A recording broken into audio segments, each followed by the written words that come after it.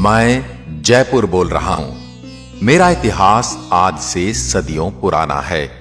जब 17वीं शताब्दी में मुगल अपनी ताकत खोने लगे, तब राजपुताने की आमेर रियासत एक बड़ी शक्ति के रूप में उभर रही थी, जिसका फैलाव मीलों दूर तक था। और आमेर रियासत की राज व्यवस्था का संचालन सुचारू रूप से चलाने के लिए आमेर रियासत की मुझे नई राजधानी बनाने की कल्पना महाराज सवाई जयसिंह द्वितीय ने की थी। मेरी स्थापना विद्याधर भट्टाचार्य नामक एक बंगाली ब्राह्मण ने की थी, जिन्होंने मुझे 9 चौकियों में बसाया था। इसमें मेरे 2 खंड राजमहल तथा वैद्यशाला के लिए रखे गए थे। सूरज पोल से चांद पोल तक की सड़क 2 मील लंबी और इसकी चौड़ाई 120 फीट रखी गई थी।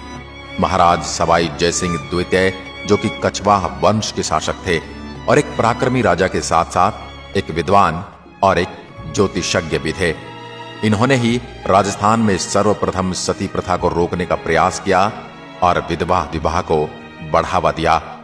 मित्रों, ये वही कछवाहा वंश जो भगवान राम के ज्येष्ठ पुत्र कुश की संतान होने के कारण ही कुशवाह कहलाए, या आगे चलकर कछवाहा बन गए।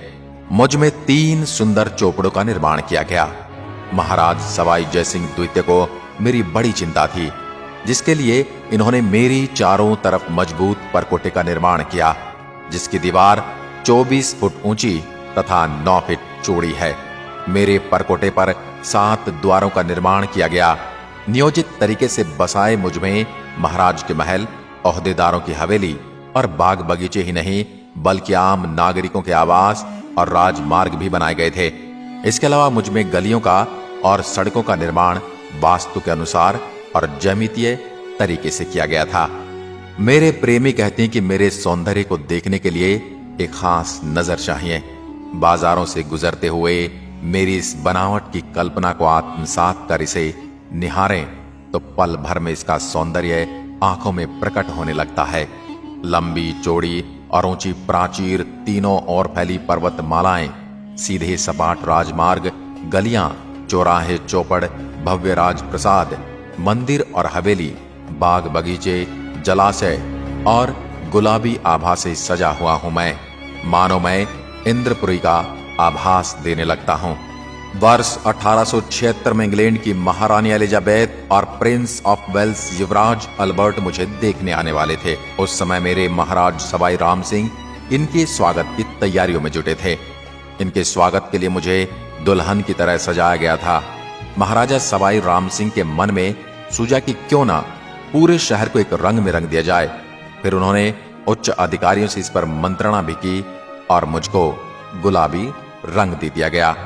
उसके बाद से मैं गुलाबी हो गया और बाद में चलकर मुझे गुलाबी नगर कहा गया। 19वीं सदी में मेरा विस्तार शुरू हुआ।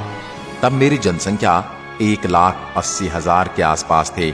2001 के आंकड़ों के अनुसार 23,37,319 और 2012 के बाद 30 लाख से ज्यादा हो चुकी है।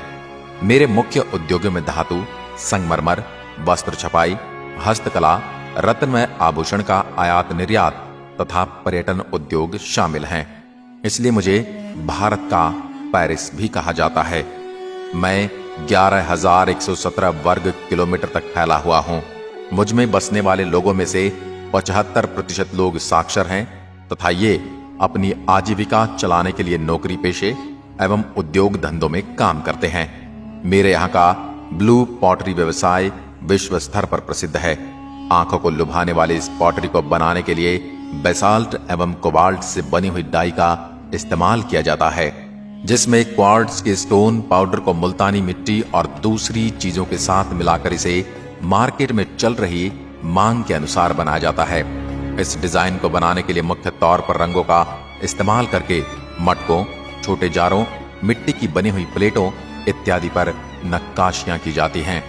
मेरे अंदर मुख्य रूप से गेहूं, मक्का, ज्वार, बाजरा, सरसों एवं चना की खेती की जाती है। अगर आप मेरी सैर करना चाहते हैं तो दिल्ली से मेरी दूरी सड़क मार्ग से 280 किलोमीटर है।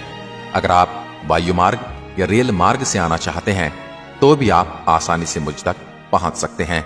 मैं भारत के टूरिस्ट सर्किट गोल्ड ट्रायंगल का हिस्सा भी हूं। इस गोल्डन ट्रायंगल में दिल्ली, आगरा और मैं भी आता हूं। अगर आप कभी भारत का नक्शा देखेंगे तो आपको ये तीनों एक त्रिभुज के रूप में दिखाई देंगे।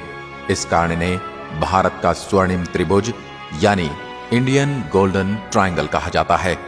मेरे अंदर बहुत से पर्यटन स्थल आकर्षण का केंद्र हैं, जिनमें मुख्य रूप से जंतर मंतर, हवा महल, सिटी पैलेस, गोविंद देव जी का मंदिर, श्री लक्ष्मी जगदीश महाराज मंदिर, BM बिड़ला तारामंडल, आमेर का किला, जयगढ़ दुर्ग और जल महल आदि।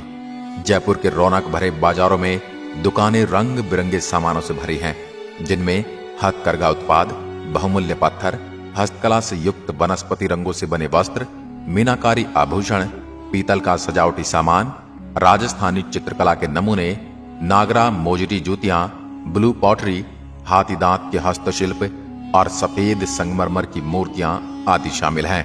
प्रसिद्ध बाजारों में जोहरी बाजार, बापू बाजार, नेहरू बाजार, चौड़ा रास्ता, त्रिपोलिया बाजार और MI रोड के साथ लगे बाजार हैं।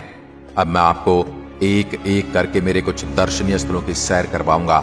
सबसे पहले बात करते हैं जंतर मंतर वैद्यशाला की। यह पत्थर से निर्मित वैद्यशाला है। यह जयसिंह की 5 वैद्यशालाओं में सबसे विशाल है। इसके जटिल यंत्र, इसका विन्यास व आकार वैज्ञानिक ढंग से तैयार किया गया है। यह विश्व प्रसिद्ध वैद्यशाला है, जिसे 2010 में यूनेस्को ने विश्व धरोहर की सूची में शामिल किया था। मध्ययुगीन भारत के खगोल विज्ञान की उपलब्धियों का जीवंत उदाहरण है। इनमें सबसे प्रभावशाली राम यंत्र है, जिसका उपयोग ऊंचाई नापने के लिए किया जाता है। अब बात करते हैं हवा महल की, जो मेरी सुंदरता में 4 चांद लगा देता है और इसका निर्माण सन 1799 में सवाई प्रताप सिंह ने करवाया। ये महल राजपूत स्थापत्य का मुख्य प्रमाण चिन्ह। पुरानी नगरी की मुख्य गलियों के साथ साथ यह 5 मंजिला इमारत गुलाबी रंग में अर्ध अष्टभुजाकार और परिकृष्ट छत्तेदार बलुआ पत्थर की खिड़कियों से सुसज्जित है। शाही स्त्रियां मेरा दैनिक जीवन व मेरी गलियों से गुजरने वाले जुलूस देख सकें, इसी उद्देश्य से इमारत की रचना की गई थी। हवा महल में कुल 953 खिड़कियां हैं। इन खिड़कियों से जब हवा एक खिड़की से दूसरी खिड़की में होकर गुजरती है तो ऐसा प्रतीत होता है जैसे पंखा चल रहा है। आपको हवा महल में खड़े होकर शुद्ध और ताजी हवा का पूर्ण एहसास होगा। आपको भी अगर इस एहसास को लेना है तो कभी मेरे अंदर हवा महल में हो आना। अब मैं आपको मुझ में बसे गोविंद देव जी के मंदिर के बारे में बताता हूँ। भगवान श्री कृष्ण को समर्पित यह मंदिर अपने बगीचे के बीच में स्थित है। मंदिर में स्थापित मूर्ति महाराज सवाई जयसिंह द्वितीय वृंदावन से लाए थे। अब मैं अपने आमेर महल के बारे में बताता हूँ। यह लगभग 2 शताब्दी पूर्व राजा मानसिंह, मिर्जा राजा जयसिंह और सवाई जयसिंह द्वारा निर्मित महलों, मंडपों, बगीचों और मंदिरों का एक आकर्षक भवन है। माउठा झील के शांत पानी से यह महल सीधा चमकता है और यहाँ सुगम रास्ते द्वारा पहुंचा जा सकता है। सिंहपौल और जलेब चौक तक अक्सर पर्यटक हाथी पर सवार होकर आते हैं। चौक के सिरे से सीढ़ियों की पंक्तियां उठती हैं। एक शिला माता के मंदिर की ओर जाती है और दूसरी महल के भवन की ओर। यह मंदिर स्थापित करने के लिए राजा मानसिंह द्वारा संरक्षक देवी की मूर्ति, जिसकी पूजा हजारों श्रद्धालु करते हैं, पूर्वी बंगाल जो बांग्लादेश है कि जैसोर से यहाँ लाई गई थी। मेरे जयगढ़ किले के बारे में तो आपने सुना ही होगा, जहां तोपें ढालने का काम होता था। यहाँ आज भी एशिया की सबसे बड़ी तोप जयबाण विद्यमान है, जो इसकी सुदृढ़ता का प्रमाण देती है। मुझसे कुछ ही दूरी पर रामगढ़ झील मौजूद है, जिसमें पानी की आवाज बारिश से होती है। मुझसे 80 किलोमीटर दूर भारत की दूसरी सबसे बड़ी खारे पानी की प्राकृतिक झील सांभर झील है और ये नमक का उत्पादन करने में अग्रणीय है। अब मैं आपको मुझ पर बीती कुछ दुखद घटनाओं का जिक्र करता हूँ। 13 मई 2008 मुझ में श्रृंखलाबद्ध 7 बम विस्फोट किए गए। विस्फोट 12 मिनट की अवधि के भीतर घनी आबादी वाले स्थलों पर किए गए। 8वां बम निष्क्रिय पाया गया। प्रारंभिक सूचनाओं में मृतकों की संख्या 600 बताई गई। इन विस्फोटों को हवा महल के निकट सहित विभिन्न इलाकों में साइकिलों के जरिए अंजाम दिया गया। अब मेरी रंगत बदल रही है। हाल ही में मुझे विश्व के 10 सबसे सुंदर शहरों में शामिल किया गया। महानगर बनने की ओर अग्रसर हुए मुझ में आजादी के बाद कई महत्वाकांक्षी निर्माण हुए। एशिया की सबसे बड़ी आवासीय बस्ती मानसरोवर, राज्य का सबसे बड़ा सवाई मानसिंह चिकित्सालय, विधानसभा भवन, अमर जवान, MI रोड, सेंट्रल पार्क और विश्व के प्रसिद्ध बैंक आदि मुझ में बनाए गए। पिछले कुछ सालों से मुझ में मेट्रो संस्कृति के दर्शन होने लगे हैं, जिसमें चमचमाती सड़कें, बहुमंजिला शॉपिंग मॉल, आधुनिकता को छूती आवासीय कॉलोनियां आदि महानगरों की होड़ दिखाई दे रही है। पुराने जयपुर और नए जयपुर में नई और पुरानी संस्कृति के दर्शन जैसे इस शहर के विकास और इतिहास दोनों को स्पष्ट करते हैं। मैं कितना भी बदल जाऊं, मेरे व्यंजनों का जायका वही है और ये आपको आज भी मेरे इतिहास के स्वाद से रूबरू करवाने वाले हैं। इनमें प्रसिद्ध दाल बाटी चूरमा, केर सांगरिया की सब्जी, मालपुआ इत्यादि शामिल है। मुझे और अच्छे से समझने के लिए आपको एक बार तो मुझसे मिलने आना ही होगा। एक वीडियो में मेरी कथा सुनना मेरे बारे में जानने के लिए काफी नहीं है।